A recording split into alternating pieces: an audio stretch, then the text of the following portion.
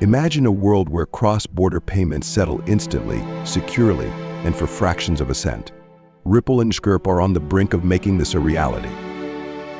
Because we have these record trade deficits. I mean, the last trade deficit we had, all-time record high, we're running trade deficits of about $1.2 trillion a year. It is enormous.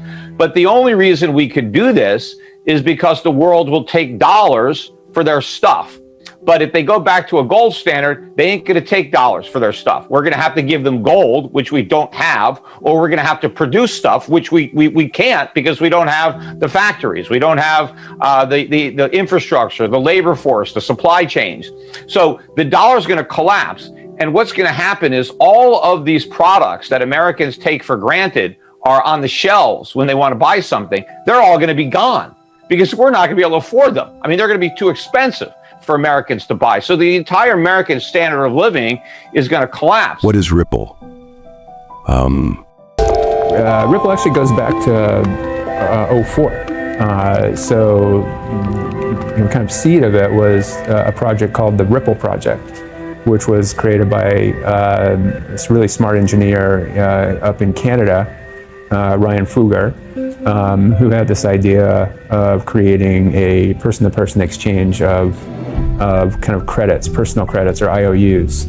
You may be surprised to find out that Ripple and XRP are two different things. Ripple is the San Francisco-based fintech company behind the global payments platform RippleNet and a steward of the XRP Ledger blockchain, along with its native digital currency, XRP. What is Ripple?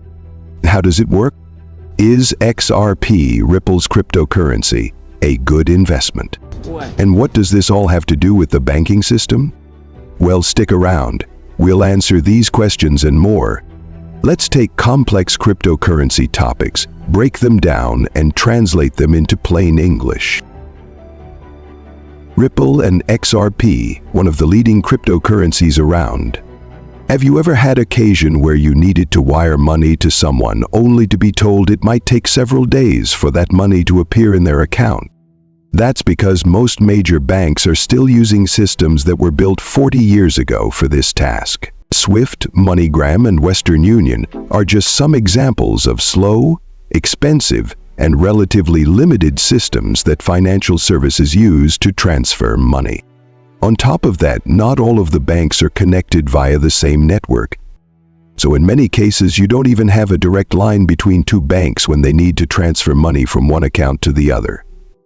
In order for Bank A to send money to Bank B that it doesn't have any direct relationship with, more often than not, it will have to go through several intermediary banks, searching for common network connections between each other in order to clear a path for the money. That's why international wire transfers are so slow and costly. Each bank along the way takes time to process the transaction and a fee for servicing the process. How is this system so slow? Can anyone explain why we put up with this? Shouldn't someone build something better? In some cases, bank transfers must involve currency conversions, which make things even more problematic and expensive. For example, directly transferring currency from Japan to Nicaragua means turning yens into Cordobas, which is generally not feasible. The reason is that Japanese banks don't usually hold accounts denominated in Cordobas because there's not a lot of demand for them. However, both Japanese and Nicaraguan banks hold accounts in dollars. So instead, an individual or bank will usually trade yens for dollars and then dollars to Cordobas. As you can imagine, this process can be costly due to the multiple conversions. In short, the banking system today doesn't have a main connecting network with a uniform set of rules. Each time you want to exchange or send money through the banking system, you need to find a path to transfer that money, depending on the circumstances. That's exactly what Ripple is here to change. But yes, I will do that. Just like the internet has its own rules or protocol to transfer information, known as HTTP, RippleNet uses a protocol, known as RTXP, for moving value around the world. Ripple Labs, the creators of RippleNet, aim to create the Internet of Value, a way for money to move as quickly as information does. Through the use of RippleNet, there is no reason to pay a fortune and wait days when transferring money globally. The idea for Ripple was actually first conceived way back in 2004 by Ryan Fugger and was called Ripple Pay, but in 2012 was passed to Jed McCaleb and Chris Larson, who founded OpenCoin, later to be called Ripple Labs. Unlike most cryptocurrencies who focus on the individual, Ripple Labs aims to serve banks and payment providers, allowing them to lower transaction costs and expedite settlements. What type of currency can actually be sent through the Ripple network? Well, unlike other cryptocurrency protocols, which support only their own asset, Ripple offers two different types of currencies: IOUs and XRP. IOUs are tokens on the Ripple network that can be stored on any Ripple wallet. Just like we can store a variety of Ethereum tokens on an Ethereum wallet, we can have plenty of tokens coexisting on the same Ripple wallet. But the main currency the Ripple protocol supports that is without risk is XRP. XRP is a currency issued by Ripple Labs to help transfer payments through the Ripple network. For example, if a bank wants to move large amounts of money, instead of needing to use multiple intermediary banks to transfer the money, it can just convert the money to XRP and send that XRP to the recipient bank. It's important to note that two banks don't have to use XRP to transfer assets between them. Instead, they can choose to keep an open tab using IOUs only without ever closing it. Still, XRP is a form of payment that, unlike an IOU, is final and is considered a tradable asset by anyone on the network. Unlike IOUs, XRP is the actual asset, so there is no counterparty risk. In other words, once you've received payment in XRP, the transaction is made and there's no fear that the other party will not meet its obligations for payment. So, if no trust is needed, and no trust line needs to be opened when sending XRP to other network participants, why do we even need IOUs? The simple answer is that XRP, being a cryptocurrency asset by itself, is relatively volatile and also not respected worldwide. IOUs, on the other hand, are treated and valued as the assets each represent. And the final breakthrough from the clinical tradition: XRP has additional advantages as well. It's fast and scalable. Sending an XRP transaction through the network takes 4 seconds, as opposed to Bitcoin's 10-minute average. Also, XRP can handle 1,500 transactions per second, while Bitcoin can handle only 7. So the upside of using XRP as a form of payment is pretty obvious. And one question people ask us a lot is, if XRP is a cryptocurrency, can it be mined? The answer is no, it can't. Mining in Bitcoin is done in order to confirm and determine the order of transactions on the blockchain. In Ripple, transactions are handled through a different process. Let me explain. When an XRP transaction is broadcast through the network, the validators that maintain the network decide if it's valid or not through voting. When a validator receives the transaction, it consults with other trusted validators and they vote on whether the transaction is valid. If 80% or more vote it valid, the transaction is updated in the Ripple Ledger. This list of trusted validators that a validator consults with is known as a unique node list, or UNL for short. And why? Each validator has its own UNL. Deciding who will be included in the validator's UNL is completely up to the person who runs the validator. However, Ripple offers a default list of trusted validators. Validators don't get compensated for their work like Bitcoin miners do with new coins. When Ripple Labs started out, they actually issued or pre-mined a total of 100 billion XRP, and according to the Ripple protocol, no more XRP can ever be created. You might be wondering who owns all of these pre-mined coins. 20 billion XRP were given to Ripple founders Jed McCaleb, Chris Larson, and Arthur Brito. Ripple Labs holds around 7 billion XRP. 40 billion XRP have been sold to companies and individuals. The remaining supply is sealed in a smart contract that releases 1 billion XRP into Ripple Labs' hands each month until all of the 100 billion XRP cap will be reached. XRP can be divided into 6 decimal points, with the smallest unit being known as a drop. If you want to hold XRP, you will need a wallet that supports the currency and a minimum deposit of 20 XRP in your account. This is done in order to prevent people from spamming the Ripple network by opening a large number of accounts. One last thing to know about XRP is that the XRP supply decreases over time, making it, in theory, more valuable as time passes. This is done through destroying the transaction fees attached to each XRP transaction. For example, at the time of shooting this video, we're down to about 99.99% of the original 100 billion XRP. The missing XRP are transaction fees that have been destroyed and can never be used again. So is it a good idea to invest in XRP? When people invest in XRP, they are basically betting that in the future, banks and institutions will use XRP to move value and will therefore buy XRP and drive up its price.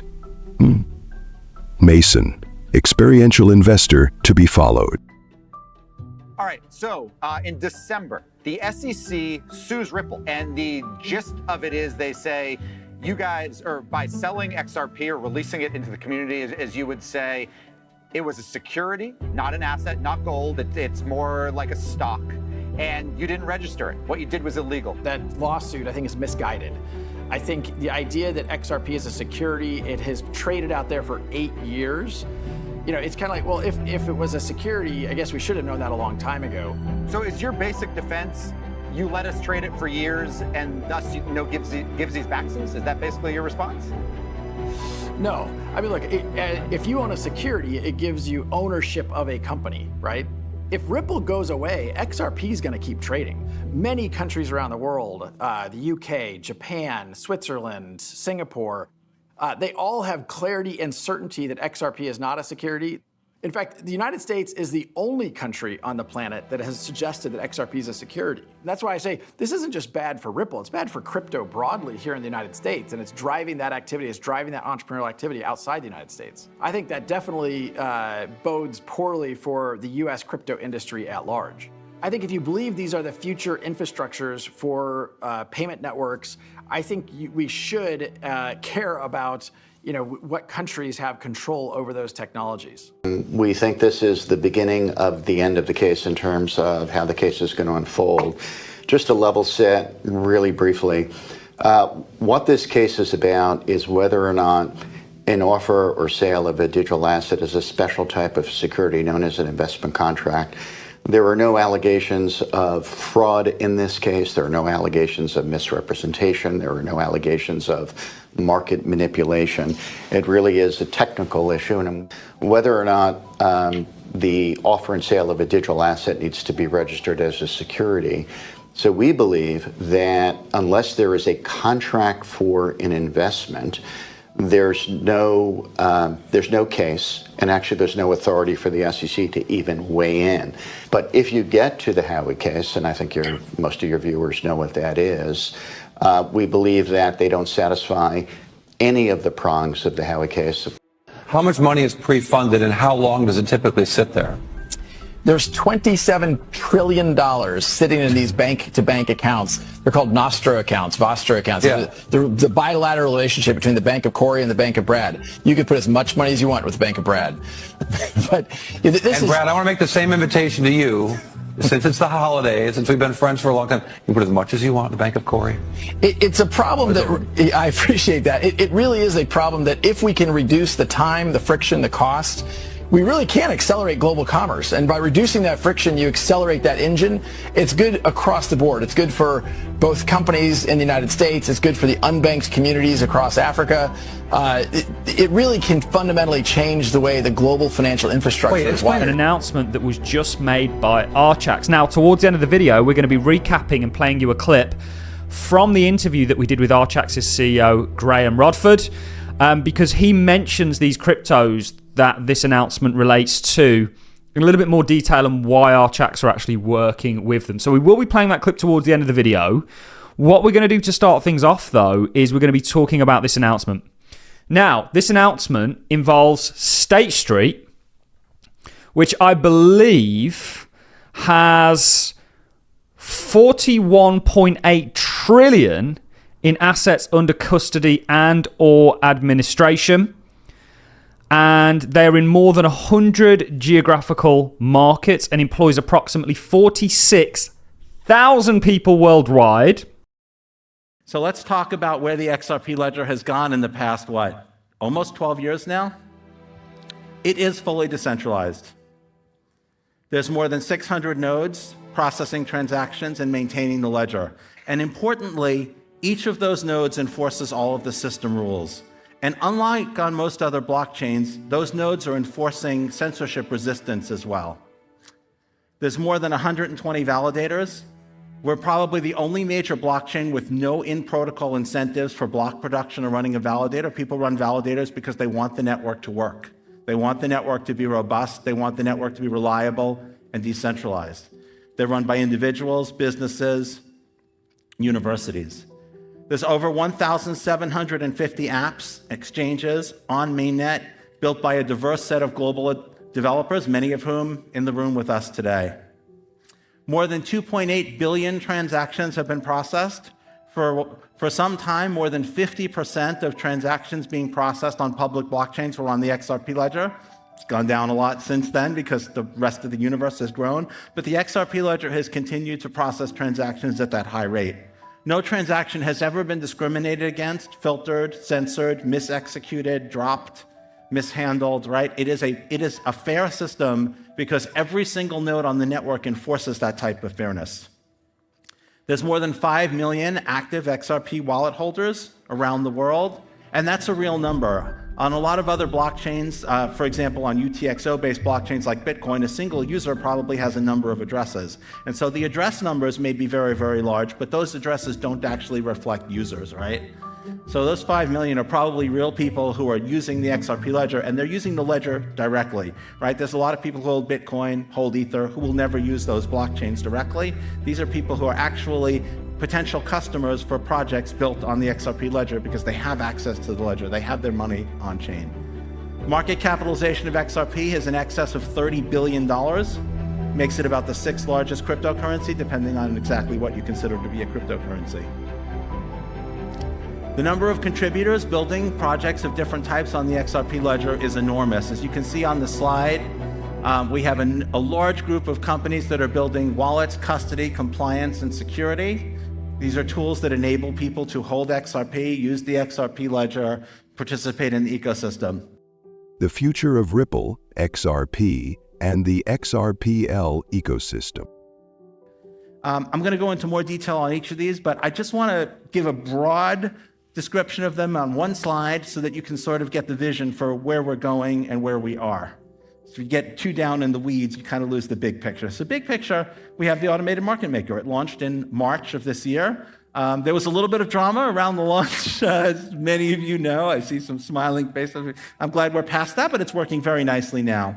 The lending protocol has been released. We'll talk about that in more detail, but that's another example of that sort of, that'll be very regulated lending. There'll be commercial real estate lending, but it will be tokenized on the back end, so it will enable a DeFi ecosystem. Decentralized identity, if every project has to launch its own identity infrastructure, it's just going to be terrible for everyone. Oracles are critical for things like over-collateralized stablecoins, tokenized collateral. You need to have pricing information. Multi-purpose tokens will be proposed in the third quarter. It'll fill a gap in the way assets are represented on the XRP Ledger. I'll talk more about that.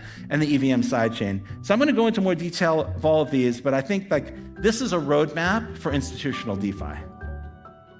So let's start with the automated market maker, something that is extremely near and dear to my heart. As I've said many times, I've been experimenting with trading and volatility harvesting and different types of strategies for probably 30 years now. There is a tremendous amount of volatility in digital assets, and just like logically there shouldn't be, because volatility is exploitable. There are trading strategies that profit from volatility. It's really simple, basically. You sell high and you buy low. It literally is that simple. And that's what the automated market maker does. It executes a trading strategy. But the most interesting thing I think about the XRP Ledger's automated market maker is how it integrates with the other functions on the XRP Ledger into what we've been calling the super DEX. The XRP Ledger has order books. Some people call them central limit order books or CLOBs. And what that means is people place offers to buy or sell one asset for another. It's a trade. And they sit on order books to be taken by other people. Many blockchains can't implement order books because most trades are not taken. This is just the way markets work. Most people who place an offer to trade, nobody takes that offer. The price changes before anyone takes it and they rescind the offer. If it costs you $4 or even $2 to place an offer, then order books will be very, very limited to only really major assets. In fact, in some cases, there just aren't any assets that big, and order books just don't work. And so in most EVM-based chains, you just don't have order books. You only have AMMs. The XRP Ledger has order books. These are very capital efficient for popular assets, but they're not very good for unpopular assets because somebody has to actively make a market. These facilitate manual market making. So I can make a market between XRP and a USD stablecoin by placing offers into the order books. But someone has to do that. And there's not going to be anyone who's going to do that for hundreds of assets. Automated market makers take that long tail of assets. So those on-chain order books operate 24/7. And the automated market maker executes a trading strategy that harvests volatility. So if you have an automated market maker between, say, XRP and a USD stablecoin, it will get revenue not just from market making, but also from volatility harvesting. So, why could XRP be the future of finance? The answer lies in its potential to bring financial inclusion to millions. In developing nations, where traditional banking systems fail to reach the unbanked, the XRP Ledger offers a decentralized, accessible solution. With nothing more than a smartphone and internet access, individuals can participate in a global financial system, a powerful step toward closing the wealth gap. But it's not just about access. Ripple's XRP is leading the way in energy efficiency. Unlike Bitcoin's energy-intensive mining process, XRP transactions are incredibly lightweight, making it one of the most sustainable digital assets on the planet, a critical advantage in a world increasingly conscious of its carbon footprint. Ripple has also carved out a unique market position in the global payments space. Its partnerships with major financial institutions and adoption of on-demand liquidity, ODL, have demonstrated XRP's ability to revolutionize cross-border payments. Fast, low-cost, and secure, XRP is poised to redefine how money moves across the world. As we've seen, Ripple and XRP offer more than just technological innovation. They represent a vision for a financial system that is faster, fairer, and more inclusive. So, what does the future hold? If XRP and Ripple's vision are embraced, we could be on the brink of a new financial revolution. One where money flows as freely as information. The question isn't whether the tools are ready, they are. The question is, will the world adopt them?